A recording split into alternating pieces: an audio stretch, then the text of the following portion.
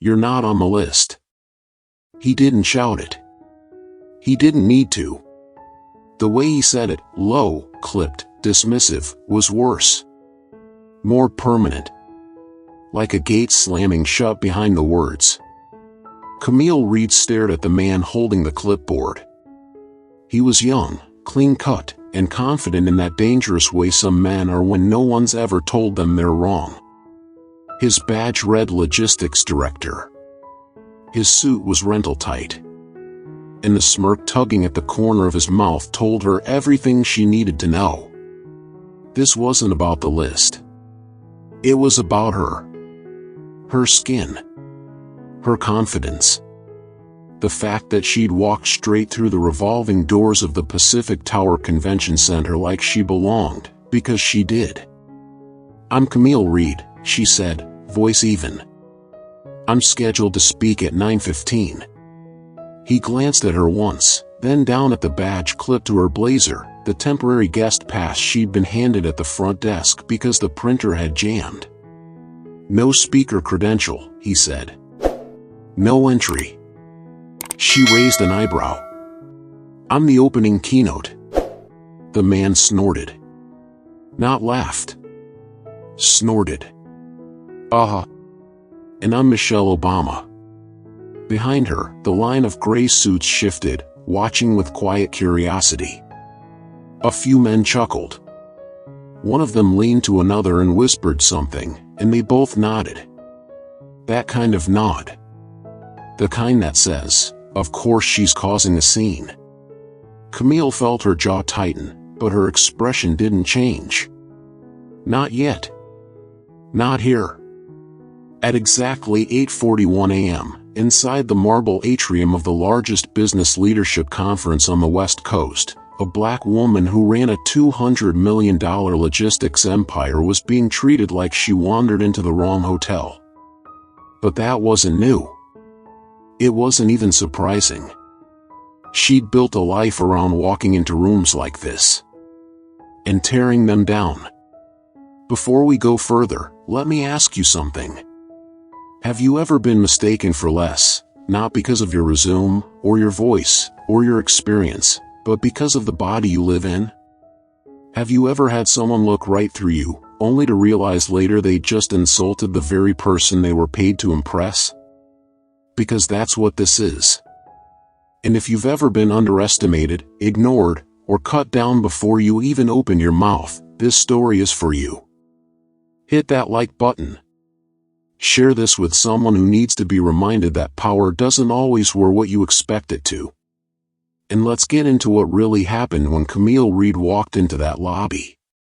Because no one, not the clipboard kid, not the organizers, and not the sponsors, saw it coming. But they would. Camille took one small step closer, just enough to be heard clearly, and said, "Call Patricia Dean. She's the executive director of the conference. Tell her Camille Reed is waiting to be let in." The man, Austin, she would learn later, didn't move. He just shifted the clipboard to his other hand and smirked again. "There's no Camille Reed on my schedule," he said.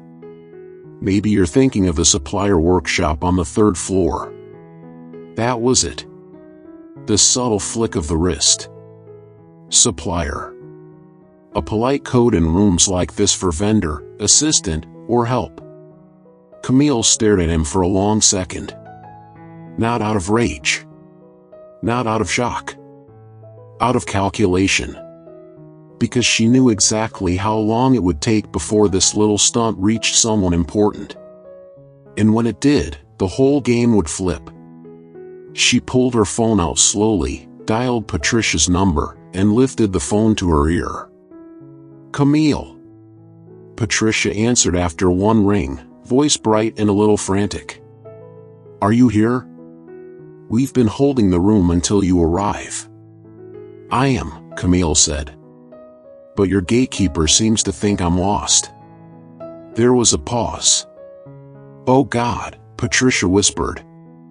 "Is it Austin?" Camille didn't answer. She didn't need to. "I'm coming down now," Patricia said. "Right now," For the next 2 minutes, Austin stood there, silent, pretending he wasn't sweating behind the clipboard.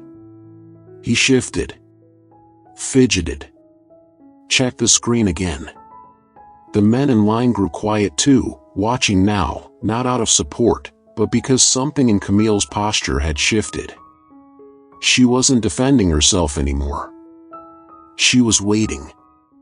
The kind of waiting that comes from knowing you've already won. And then, the elevator dinged. Patricia Dean burst out like a woman possessed, heels clicking, face pale.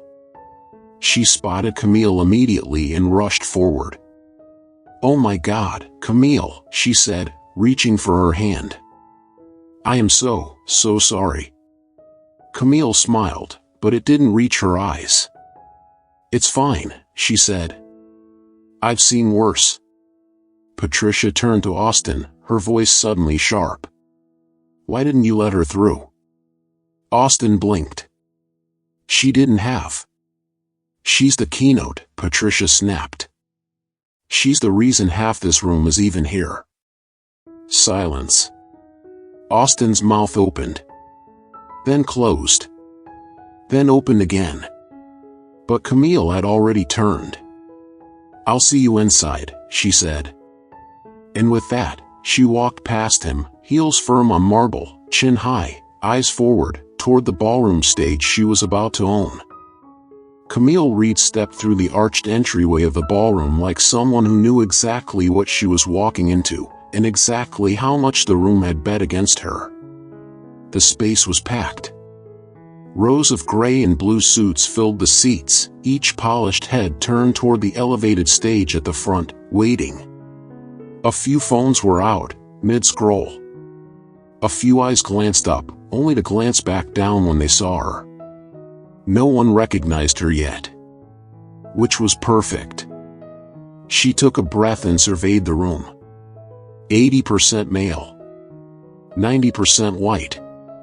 Clean-cut, expense account types. The kind of crowd that nodded solemnly at buzzwords like disruption and diversity while never once interrogating what they actually meant. The kind of room where a black woman in a tailored navy suit could be mistaken for event staff, until she took the mic. Camille didn't head backstage. She didn't need makeup, or lights, or someone to adjust her mic. She headed straight down the center aisle with the kind of steady stride that made the whole front row finally sit up straighter. Patricia was waiting for her off to the side of the stage. Flustered. Still apologizing with her eyes. Camille offered a single nod. Then stepped onto the stage. The spotlight clicked on. And for the first time, the entire room turned toward her. Some with curiosity. Some with confusion. Some with that silent, uncomfortable pause that lives between assumption and realization. She walked straight to the podium. Adjusted the mic. And waited for the hush. When it came, she smiled. Then she began. "I'm not here to inspire you." She let the words settle, like a stone dropped in still water. "I'm not here to sell you my journey, or wrap my story in slogans. I'm not here to be the black success story you pass around the office on Tuesdays so you can feel like the system's working." A few chuckles flickered through the crowd. Nervous. Unsure. "I'm here because some of you still think leadership has a look. A sound. A zip code. Some of you still think innovation wears a navy suit, speaks in buzzwords, and shakes hands like it means something." She scanned the room. "Well, here I am. I own a logistics and automation firm that moves product through 9 countries. I employ 400 people across 4 time zones. I scaled during a pandemic.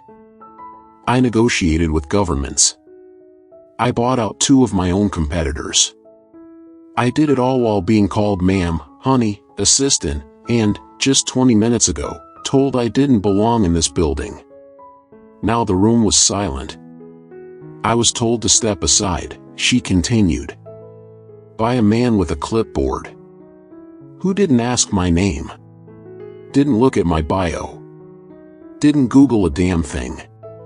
Just saw a black woman in a suit and assumed I was in the wrong place. The silence thickened. But I wasn't in the wrong place. He was. Because this stage? This room? This mic? It belongs to whoever earned it. And I earned it. A hand in the fourth row slowly lowered a phone that had been recording. Another audience member, an older man in a blazer with a conference lanyard tied around his neck, leaned forward, elbows on knees. Listening. Really listening. Camille pressed on. I've sat through rooms where I wasn't invited to speak. I've watched men who make half my revenue get twice my applause. I've smiled through panels where I was the only woman, the only black person, and the only one who actually built something with her own hands. And still, I'm asked to prove I belong. Her voice didn't waver. She didn't shout. She didn't need to. I don't want your congratulations. I want your recognition. I want your discomfort.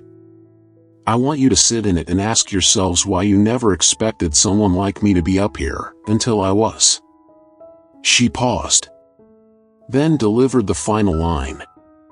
My name is Camille Reed. I don't just belong in this room. I built it.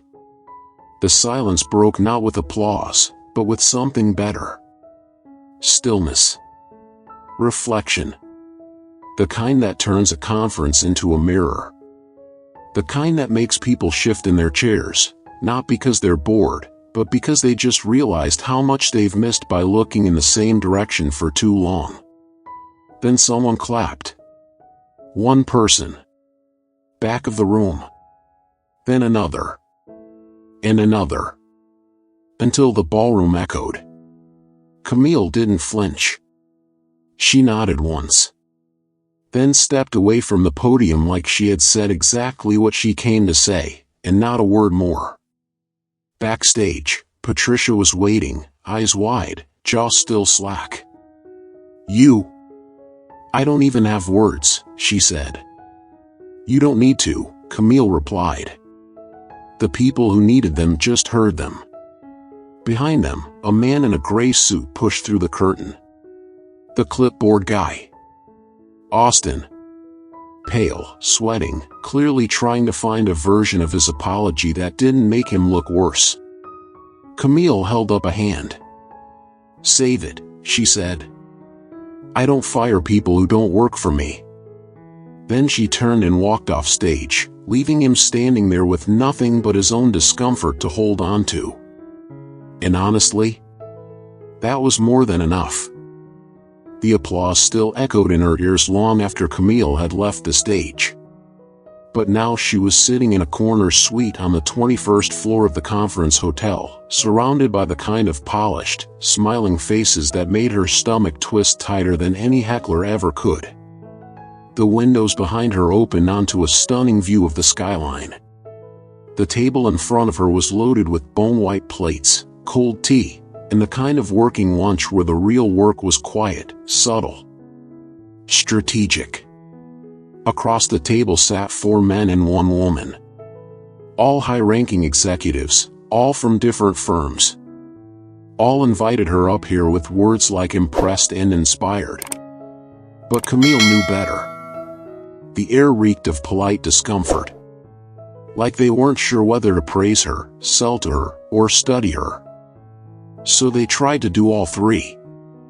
You've clearly shaken the room, said the man closest to her. Silver hair, navy suit, pinky ring that glinted with every gesture. He hadn't stopped smiling once. In a good way, of course. Of course, Camille said, sipping her water. The woman beside him leaned in, voice soft, almost maternal. Camille, may I be honest? Please. You're incredibly sharp. And what you said out there. Powerful. But I wonder, she glanced at the others, then back. If we could workshop the tone for future engagements. Just slightly. Camille blinked. I'm sorry. I only mean, the woman rushed, we need people like you on stage. But if the message is too hard-edged, it may shut down the very minds we want to open. You catch more flies with honey, right? Camille leaned back in her chair, letting the silence sit. The silver-haired man chimed in again, sensing an opportunity to pivot. You know how these spaces work. The audience needs a little sugar with their medicine. Something they can cheer for without feeling called out. The third man across the table, younger and bolder, added, honestly, you've got everything, intellect, presence, success. But if you keep pushing that hard, people might tune out. Camille looked at each of them, one by one. Calm. Measured. Then set her glass down. You invited me here, she said slowly, not because you wanted change, but because you wanted proximity to the idea of change. You want the image, not the truth. The woman raised her hands slightly. Now, hold on. No, Camille interrupted. You want me to sand the edges off a story that was never supposed to be soft. You want the applause without the discomfort. The performance without the power. She leaned forward now. Well, I don't do that. There was a beat of silence that felt like a dropped pin in a glass room. The silver-haired man cleared his throat, smile finally cracking. Camille, I think we're all on the same team here. We just want to be mindful of messaging. No, Camille said. You want safety. I don't offer that. What I offer is clarity. If that makes people uncomfortable, that's because they've never had to question the walls around them. She stood slowly. I spent 10 years trying to be palatable. Quiet. Careful. I watched men pitch half-baked ideas and get standing ovations while I was asked to resubmit full decks 3 times. And I did it all.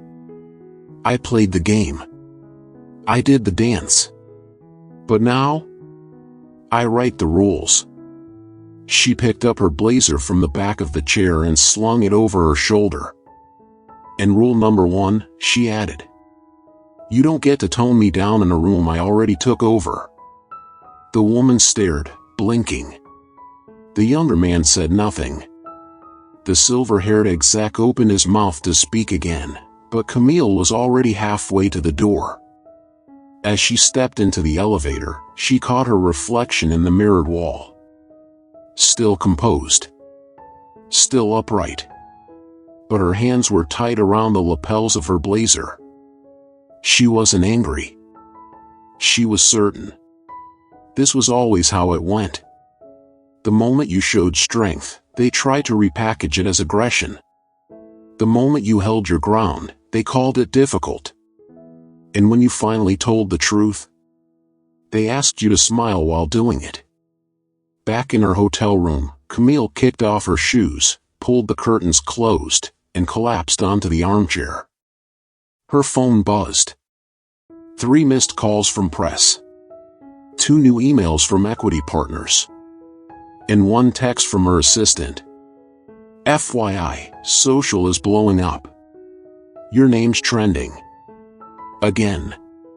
She smiled. Then checked Twitter. At the top of the feed was a shaky cell phone clip of her keynote, posted by a conference attendee. No edits. No captions. Just the raw moment where she said, I don't just belong in this room. I built it.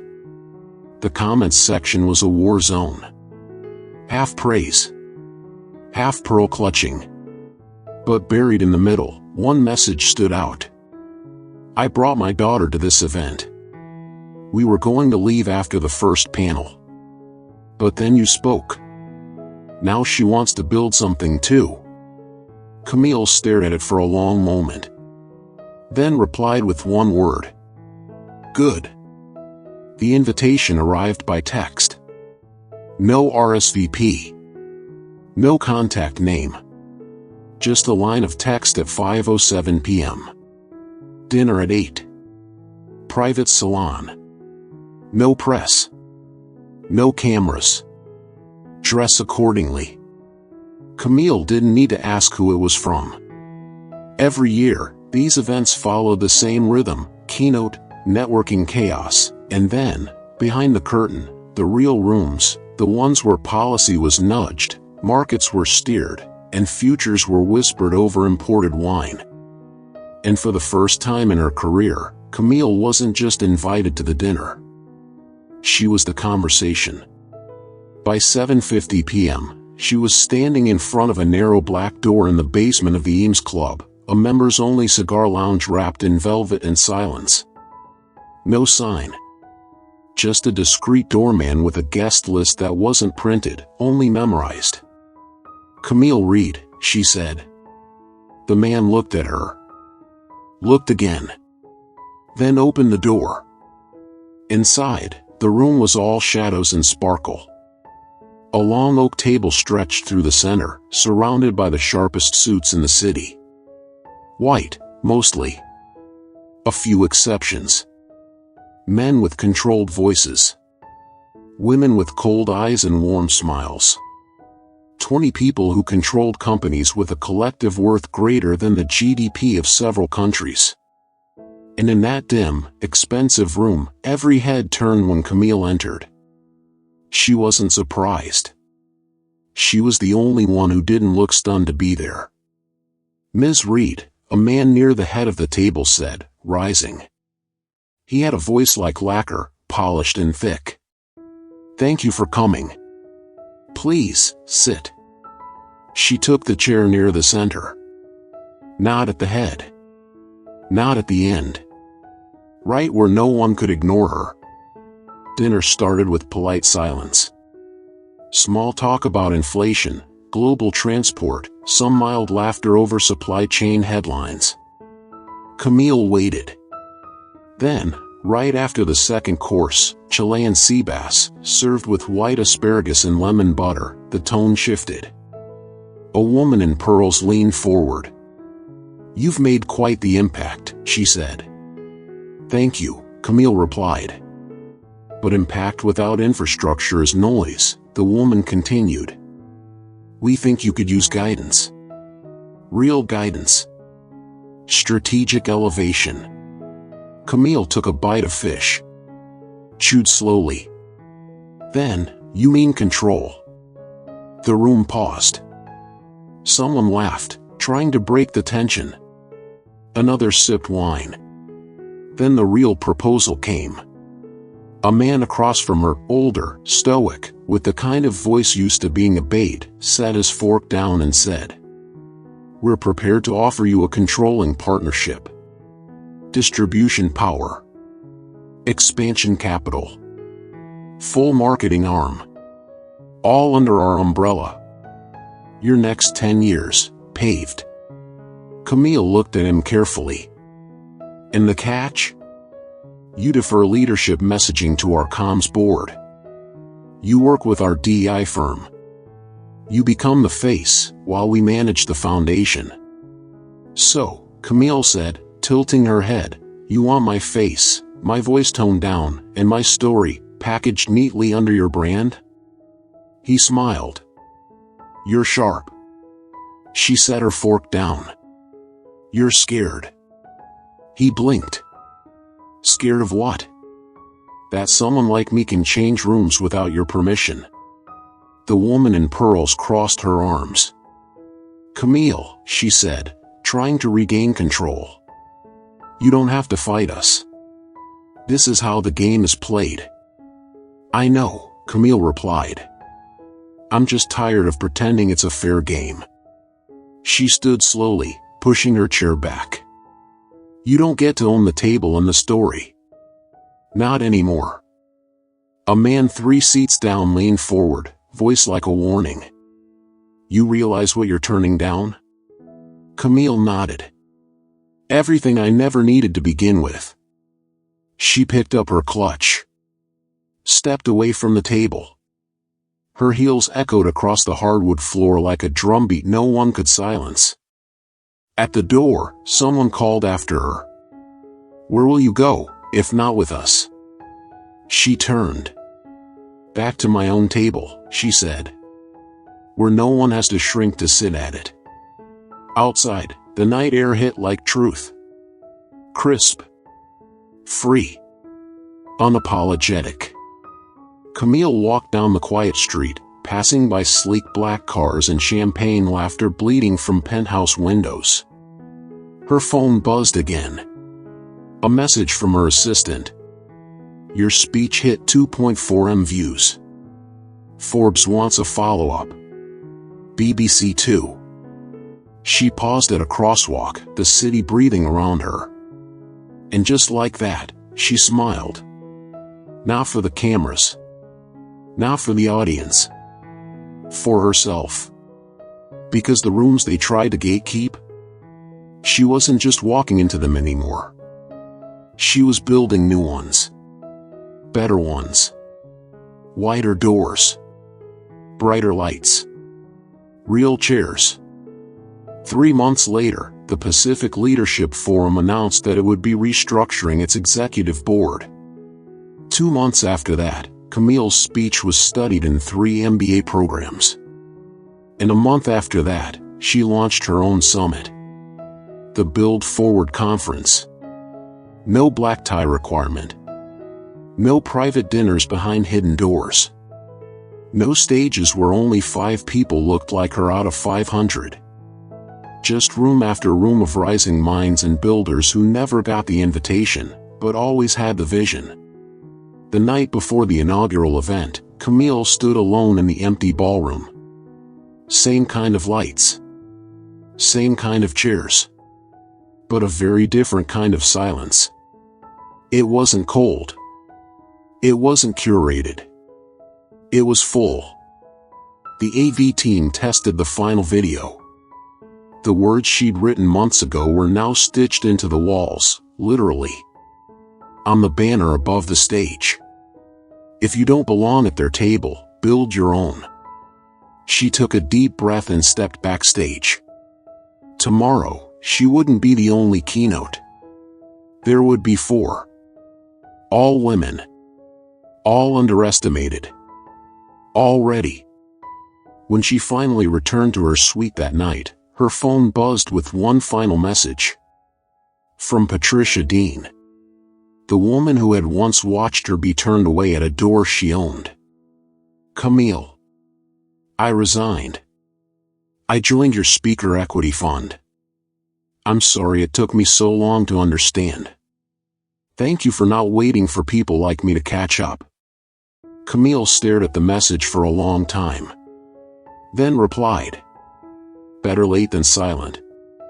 The next morning, as the lights came up and the music swelled, Camille walked onto her stage, not theirs, and looked out at a sea of faces that reflected something new. Not perfection. Not privilege. But possibility. She raised the mic, smiled, and began. "Let me tell you a story about a woman who was told she didn't belong. And now I want to speak directly to you, wherever you're watching this. Whether you're riding home on a late train or scrolling from your bed at 2 a.m., whether you've lived this story or feared it might one day be yours. Have you ever walked into a room and felt unwelcome before you said a word? Have you ever been asked to prove who you are, not because of what you've done, but because of how you look? If you have, then know this. Silence is no longer your only option. Speak. Stand. Push back. Because what Camille did that day wasn't luck. It was legacy. It was truth carried with grace. It was every quiet moment of restraint transformed into impact. And you don't need to be a CEO to do what she did. You just need the clarity to know your worth, and the courage to walk forward even when they try to push you back.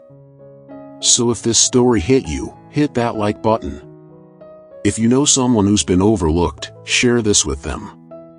And if you believe stories like this shouldn't just be told, they should be remembered, subscribe and stay with us. Because rooms are changing. And people like you are the reason why.